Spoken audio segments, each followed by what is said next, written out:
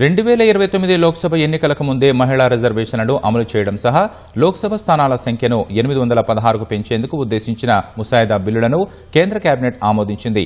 ప్రధాని మోదీ అధ్యక్షతన జరిగిన మంత్రివర్గ సమావేశం నారీ శక్తివందన్ అభినియం చట్ట సవరణ బిల్లులకు ఆమోదం తెలిపింది. రాజ్యాంగ సవరణ బిల్లుతో పాటు నియోజకవర్గాల పునర్విభజన చట్టాన్ని సవరించేందుకు మరో సాధారణ బిల్లును తీసుకురానున్నారు. శాసనసభలు కలిగిన కేంద్రపాలిత ప్రాంతాలైన ఢిల్లీ, జమ్మూ కశ్మీర్, పుదుచ్చేరిలో ఈ చట్టం అమలయ్యేలా కేంద్రం చర్యలు చేపట్టింది. ప్రస్తుతం ఉన్న చట్టం ప్రకారం 2027 జనగణన ఆధారంగా నియోజకవర్గాల పునర్విభజన జరిగితే ఈ రిజర్వేషన్లు అమల్లోకి వస్తాయి. అందుకోసం 2034 వరకు వేచి ఉండాల్సి ఉంటుంది. అందుకే 2027 జనగణన కోసం ఆగకుండా 2011 జనాభా లెక్కల ఆధారంగా పునర్విభజన చేపట్టాలని ప్రభుత్వం భావిస్తోంది. ఫలితంగా లోక్సభ స్థానాల సంఖ్య 543 నుంచి 816కు పెరుగుతుంది. అందులో 273 స్థానాలను మహిళలకు కేటాయిస్తారు. రాష్ట్రాల అసెంబ్లీల్లోనూ ఈ రిజర్వేషన్లు అమలు కానున్నాయి. పార్లమెంటు ఆమోదం తర్వాత ఈ చట్టాలు 2029 మార్చి 31 నుంచి అమల్లోకి వస్తాయి.